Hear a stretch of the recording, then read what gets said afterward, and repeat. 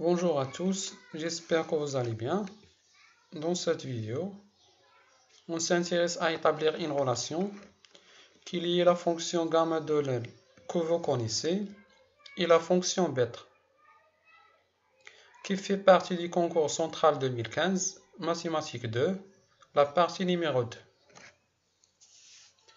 La fonction bêta, c'est une fonction à deux variables x et y qui sont strictement positifs et définie par une intégrale généralisée. La fonction bêta a été étudiée par Euler et Legendre et doit son nom à Jacques Bini. Elle a d'autres formes intégrales et satisfait plusieurs équations fonctionnelles.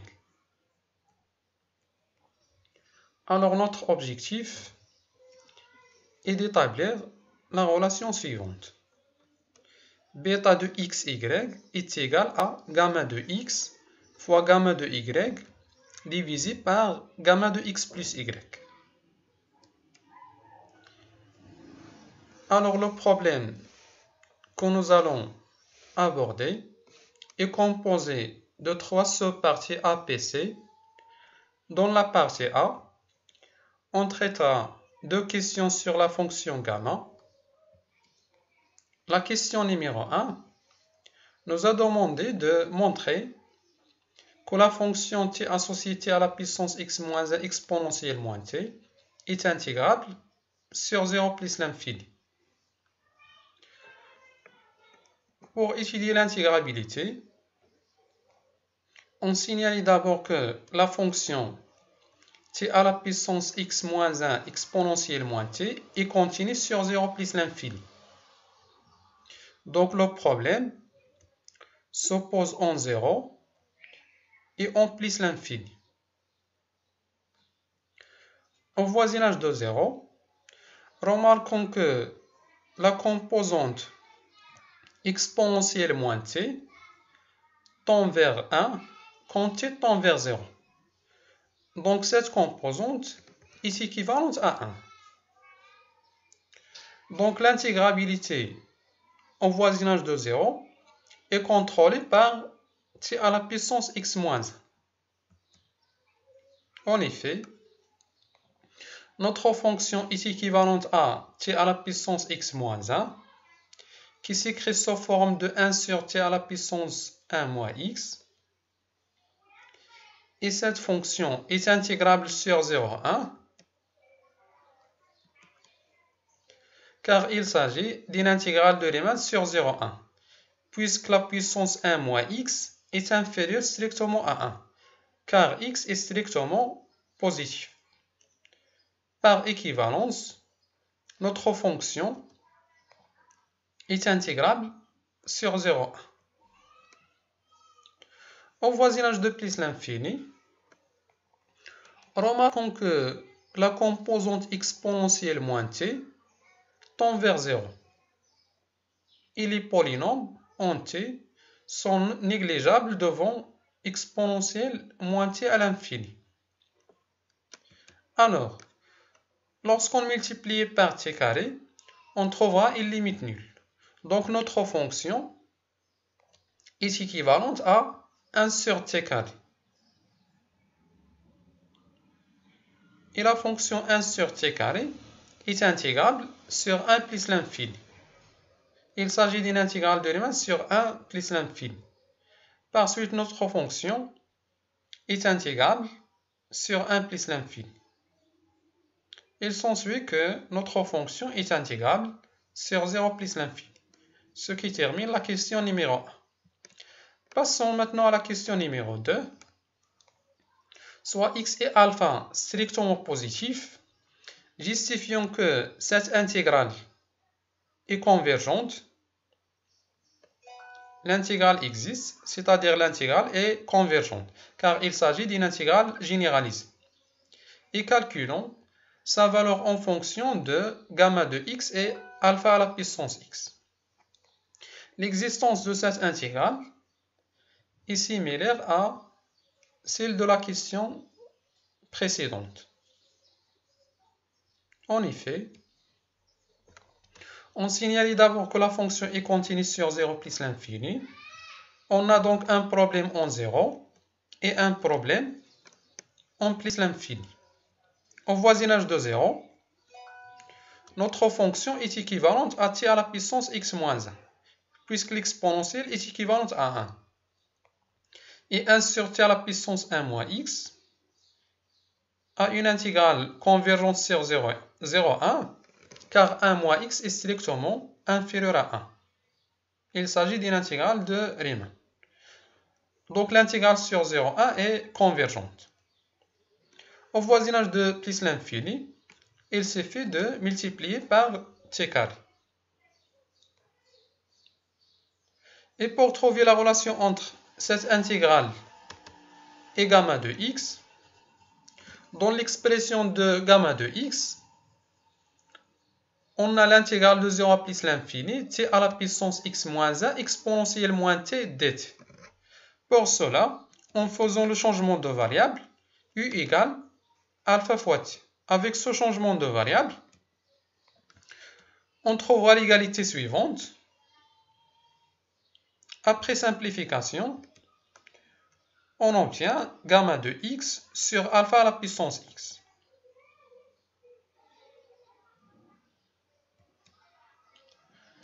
Dans la partie P, on va établir plusieurs équations fonctionnelles qui satisfont par la fonction bêta.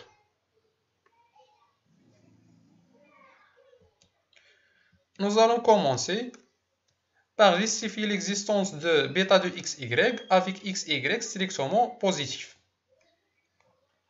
La fonction bêta est définie par une intégrale généralisée et le problème s'oppose en 0 et 1. Car il se peut que les puissances x moins y et y moins 1 sont strictement négatifs. Donc on a une intégrale généralisée et le problème s'oppose en 0 et 1. On écrit d'abord que la fonction est continue sur 0, 1. Au voisinage de 0, remarquons que la composante 1 moins t à la puissance y moins 1 tend vers 1 quand t tend vers 0. Donc cette composante est équivalente à 1. Donc notre fonction est équivalente à t à la puissance x moins 1 et l'intégrale de 1 sur t à la puissance 1 moins x sur 0, 0, 1 est convergente car il s'agit d'une intégrale de Riemann puisque 1 moins x est strictement inférieur à 1. En particulier, l'intégrale de 0 à 1 sur 2 est convergente et par équivalence, le problème est réglé au voisinage de 0. Au voisinage de 1, cette fois-ci, la composante t à la puissance x moins 1 tend vers 1 quand t tend vers 1. Donc cette composante est équivalente à 1. Par suite, notre fonction est équivalente à 1 moins t à la puissance y moins 1, qui s'écrit sous forme de 1 sur 1 moins t à la puissance 1 moins y. Pour se ramener à une intégrale de Riemann, faisons le changement de variable u égale 1 moins t. Avec ce changement, on obtient l'intégrale de 1 sur u à la puissance 1 moins y, qui est convergente, car l'intégrale de Riemann sur 0,1 est convergente, puisque la puissance 1 moins y est inférieure strictement à 1. Ainsi, la fonction bêta est bien définie pour des valeurs de x, y qui sont strictement positives. Dans la question 2, on va établir que la fonction bêta est symétrique. C'est-à-dire, bêta de xy est égal à bêta de yx. En faisant le changement de variable, u égale 1 moins t. Avec ce changement, et après simplification, on trouvera l'égalité demandée. Dans la question 3, on va établir une relation qui lie bêta de x plus 1y et bêta de xy. Montrons que x plus y fois bêta de x plus 1y est égal à x fois bêta de xy. En remplaçant bêta de x plus 1 fois y par sa valeur, on trouvera cette égalité. Dans les étapes suivantes, on garde cette intégrale et en faisant un changement de variable dans la deuxième. Remarquons que y multiplié par 1 moins t à la puissance y moins 1 n'est autre que la dérivée de moins 1 moins t à la puissance y. Ainsi, par une intégration par partie, on trouvera l'égalité suivante. Et la quantité entre crochets est égale à 0, car sa limite en 0 est égale à 0 et sa limite en 1 est égale à 0. On obtient l'égalité suivante et par calcul simple, on trouve x fois l'intégrale de 0 à 1 t à la puissance x moins 1, 1 moins t à la puissance y moins 1, qui est x fois bêta de xy.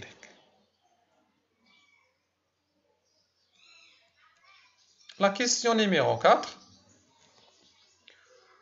Montrons la relation suivante, qui est une relation qui lie bêta de x plus 1, y plus 1 avec bêta de xy. Cette relation, c'est une conséquence directe de la question 2 et 3. La question 2 et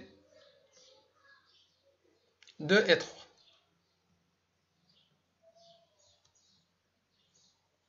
C'est-à-dire on utilise la symétrie de bêta et la question précédente.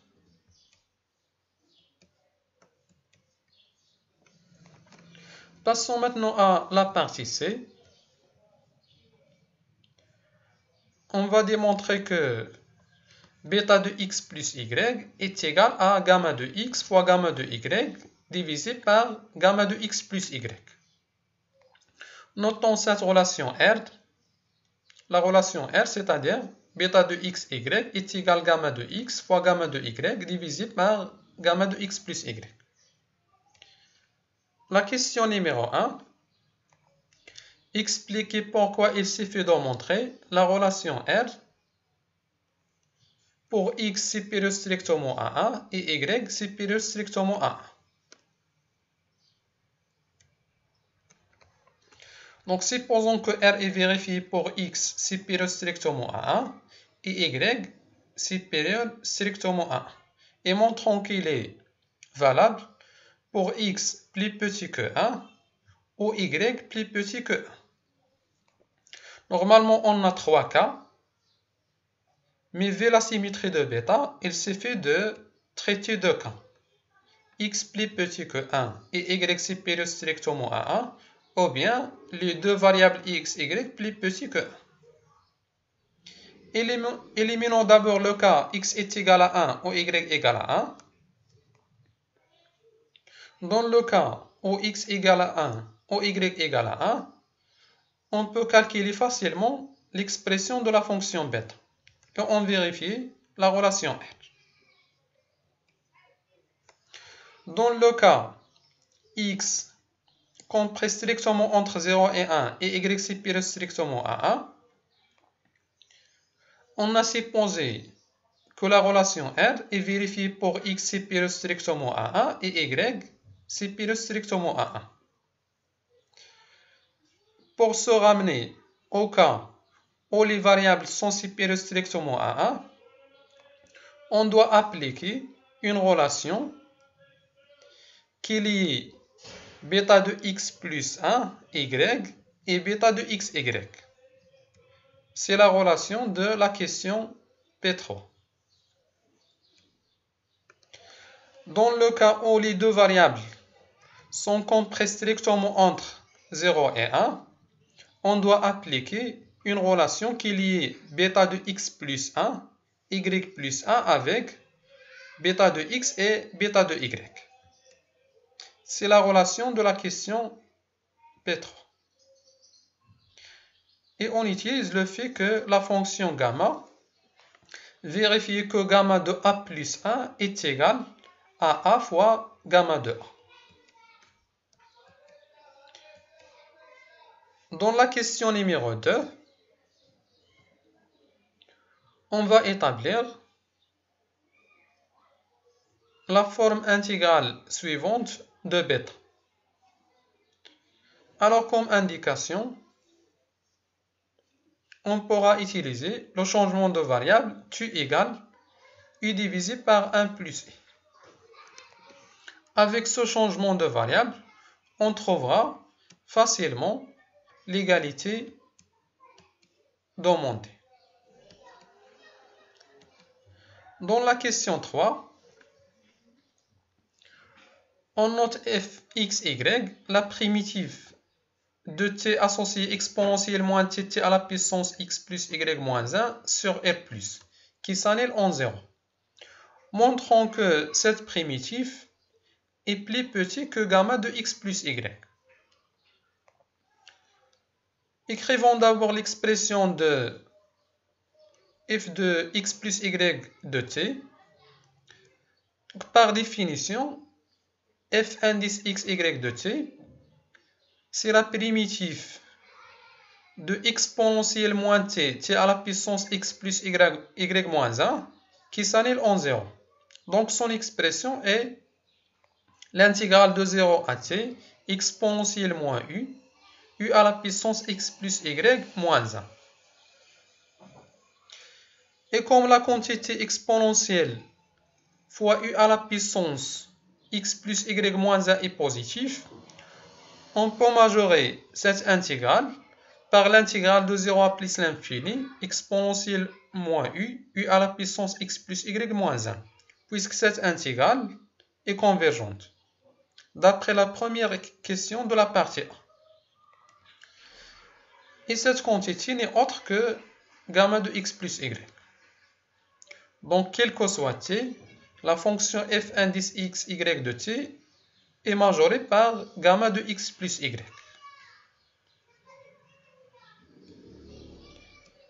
La question 4. Posons la fonction g de a, définie par l'intégrale de 0 à plus l'infini, u à la puissance x moins 1, divisé par 1 plus u, x à la puissance 1 plus u à la puissance x plus y, f indice x, y, appliqué à 1 plus u fois a. Montrons que la fonction g est définie et continue sur R+.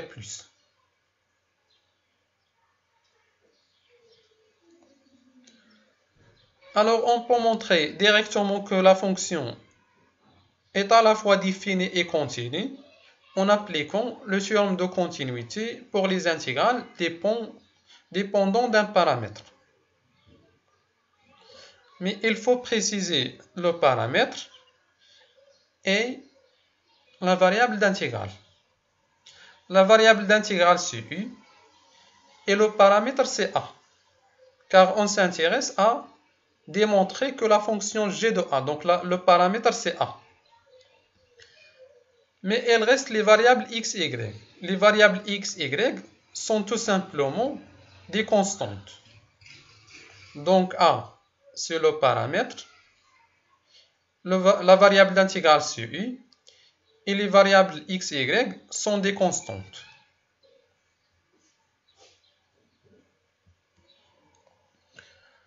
Donc, on signale d'abord que la fonction u associe la fonction à l'intérieur est continue par morceau sur 0 plus l'infini, car il est continu sur 0 plus l'infini. La fonction f indice x, y est continue, car il s'agit d'une primitive d'une fonction continue. Donc, par opération, cette quantité est continue sur 0 plus l'infini. En particulier, elle est continue par morceau.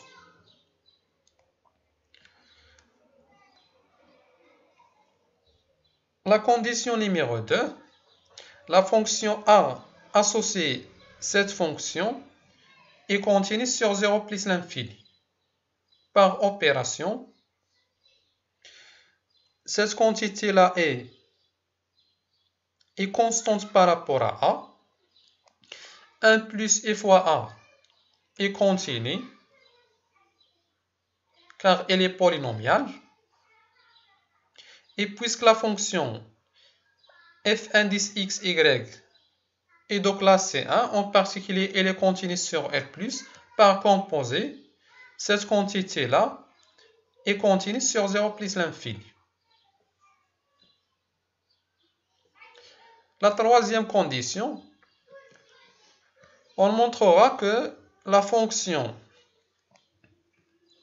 A intégrée est dominée. Et c'est la domination, il faut démontrer que la valeur absolue de la fonction A intégrée est majorée par une fonction ne dépend pas de A, qui est positive, continue par morceau et intégrable. Donc la valeur absolue de cette fonction est lui-même car elle est positive. Et d'après la question précédente, on a établi que, quel que soit t, f indice x, y de t est plus petit que gamma de x plus y. Et cette quantité-là ne dépend pas de a. On la note par phi. Il est clair que phi est positif et continue par morceau sur 0 plus l'infini.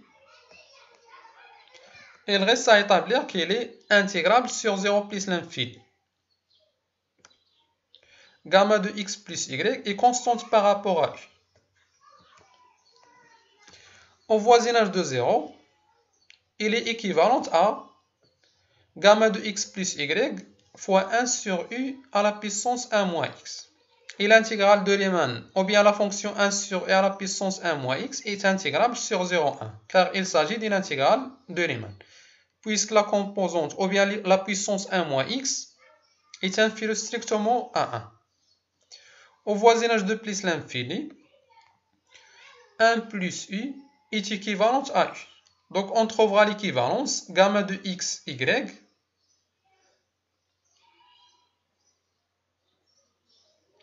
pardon, et c'est gamma de x plus y.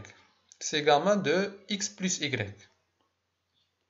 À la place de gamma de x, y, c'est gamma de x plus y. La même chose ici, gamma de x plus y. Donc, quand est on vers plus l'infini, 1 plus e est équivalent à u. Donc, on trouvera l'équivalence gamma de x plus y, 1 sur e à la puissance y plus 1. Et cette fonction est intégrable sur 1 plus l'infini, car il s'agit d'une intégrale de Riemann, puisque la puissance y plus 1 est supérieure strictement à 1. Le gamma de x plus y, il est constante par rapport à u. Donc la fonction phi est intégrable sur 0 plus l'infini. Donc par le théorème de continuité d'une intégrale dépendante d'un paramètre,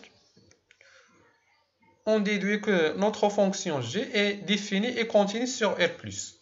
Donc au lieu de montrer que g est définie et continue sur R+, on a démontré que la fonction g est à la fois définie et continue sur R+. Car le théorème de continuité nous a permis de montrer directement qu'une fonction définie par intégrale est à la fois définie et continue sur R+. Passons à la question 5. Il s'agit de montrer que la limite de g de a lorsque a tend vers plus l'infini est égale gamma de x plus y multiplié par bêta de xy. On doit appliquer le théorème de convergence dominée généralisé. La première condition, la fonction u associée à la fonction à intégrer est continue par morceau sur 0 plus l'infini. La deuxième condition, on calcule la limite de la fonction à intégrer quand a tend vers plus l'infini. Par définition, la fonction f indice y de t, c'est l'intégrale de 0 à t à la puissance x plus y moins 1 exponentielle moins t dt. Donc, quand t tend vers plus l'infini, on trouvera facilement que la fonction f indice y tend vers gamma de x plus y quand a tend vers plus l'infini. Lorsque a tend vers plus l'infini, 1 plus i fois a tend vers plus l'infini. Donc la fonction f indice x, y appliquée à 1 plus i fois a tend vers gamma de x plus y. Et cette quantité-là est constante par rapport à a. Et la fonction limite est continue par morceau, car elle est continue sur 0 plus l'infini. La domination est similaire à la question précédente. Alors, par le terme de convergence dominée généralisée, on a le droit de permuter la limite et l'intégrale. Après permutation, on trouvera cette intégrale. Et puisque gamma de x plus y ne dépend pas de u, on peut la sortir. On obtient gamma de x plus y fois cette intégrale. Et d'après ce qui précède, cette intégrale n'est autre que bêta de xy. Ce qui termine la question 5. Passons maintenant à la question 6. Il s'agit de montrer que la fonction g est de classe C1 sur tout segment de R étoile plus.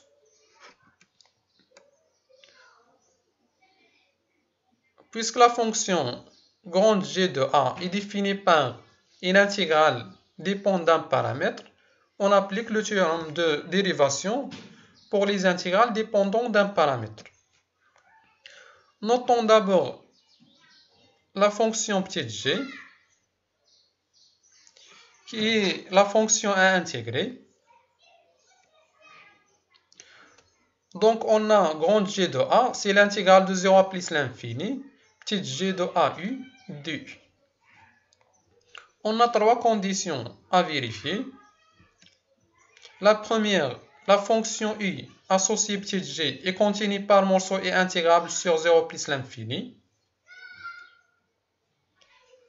Car par équivalence en 0, g de au est équivalente à fxy de a, 1 sur u à la puissance 1 moins x. En effet, donc lorsque u tend vers 0, 1 plus u fois a tend vers a. Et par continuité de f indice y, cette fonction est équivalente à f indice xy de a en 0. Et la composante 1 plus u est équivalente à 1 lorsque u tend vers 0. Donc cette composante est équivalente à 1. Ainsi, on a l'équivalence f indice xy de a, 1 sur u à la puissance 1 moins x. Cette quantité est constante par rapport à u. Et l'intégrale de 1 sur u à la puissance 1 moins x est convergente sur 0, 1, car il s'agit d'une intégrale de Riemann, puisque 1 moins x est inférieur strictement à 1. Au voisinage de plus l'infini, la fonction f indice xy de t tend vers gamma de x plus y, et c'est gamma de x plus y à la place de gamma de xy. C'est gamma de x plus y.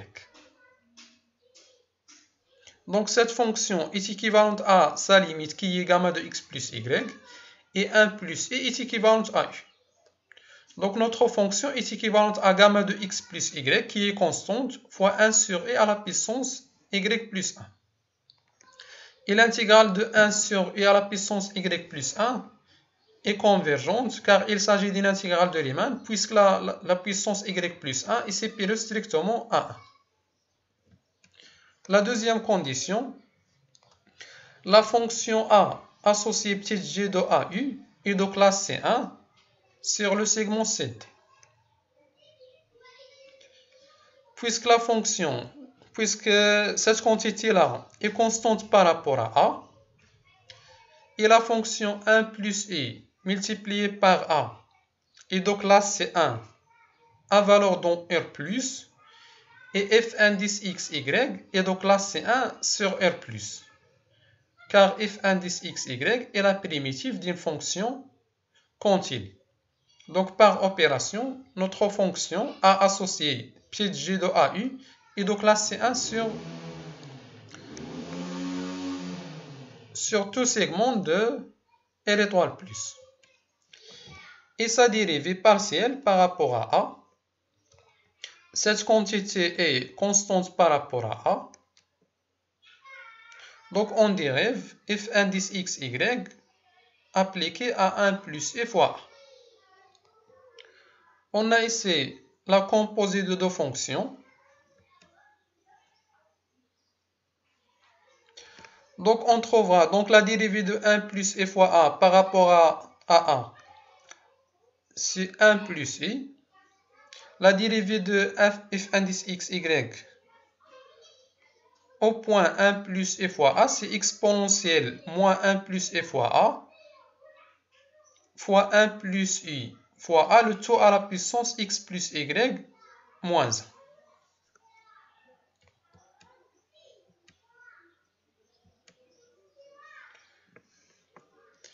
Et la fonction u associée à la dérivée partielle est contenue par morceau, par opération. Donc elle reste à montrer la domination de la dérivée partielle. On prend A dans le segment CT, UI est strictement positif. La domination, c'est-à-dire on doit majorer la valeur absolue de la dérivée partielle par rapport à A par une fonction qui ne dépend pas de A, car le paramètre c'est A. Par croissance de A associé à la puissance x plus y moins 1, donc on majore A à la puissance x plus y moins 1, donc par d à la puissance x plus y moins 1. Et vu la décroissance de A associé exponentiellement 1 plus e fois A, on majore l'exponentielle par exponentielle moins 1 plus e fois c. Et cette fonction-là ne dépend pas de A. Il est clair que cette fonction est positive et continue par morceau et intégrable, car elle est équivalente en 0 d à la puissance x plus y moins 1 exponentielle moins c 1 sur e à la puissance 1 moins x.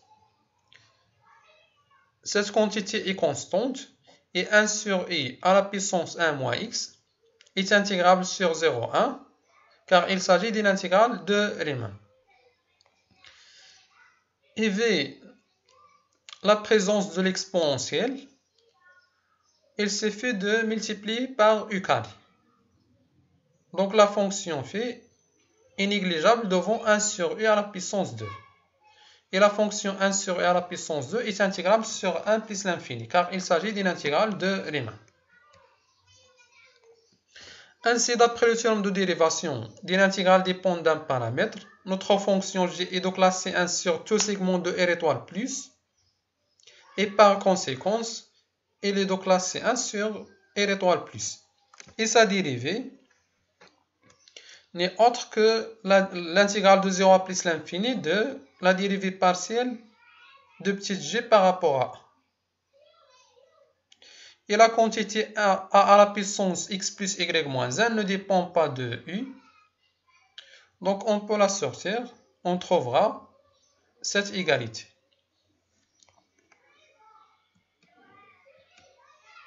Dans la question 7, on va exprimer la dérivée de grande G en fonction de gamma de x exponentielle moins a et a à la puissance y moins 1. D'après ce qui précède, G' de a, c'est a à la puissance x plus y moins 1 fois cette intégrale. Et d'après la question de grand A, on multiplie par a à la puissance x et on factorise par exponentielle moins a à la puissance x fois cette intégrale. D'après la question de grand A, cette intégrale, entre parenthèses, c'est gamma de x. Et finalement, on trouvera G' de a, c'est a à la puissance y moins 1 exponentielle moins a gamma de x. La dernière question, on va établir la relation R. D'après la question précédente, G' de a, c'est a à la puissance y moins 1 exponentielle moins a fois gamma de x. Et comme G de 0 est égal à 0, par définition de G, lorsqu'on remplace 0, on trouve 0. Car f indice x, y est la primitive d'une fonction continue et l'unique primitive qui s'annule en 0. Donc lorsqu'on remplace par 0, f indice x, y de 0 est égal à 0. Donc l'intégrale est égale à 0. Donc G de a, c'est l'intégrale de 0 à a de G' de t dt. Car G de 0 est égal à 0. Et gamma de x ne dépend pas de t, on trouvera gamma de x fois l'intégrale de 0 à a t à la puissance y moins 1 exponentielle moins t. Et par passage à la limite, l'intégrale de 0 à a t à la puissance y moins 1 exponentielle moins t tend vers gamma de y quand a tend vers plus l'infini. Et d'après la question C5, on a la limite de G de a, c'est gamma de x plus y fois bêta de xy. Par unicité de la limite, on trouvera la relation demandée.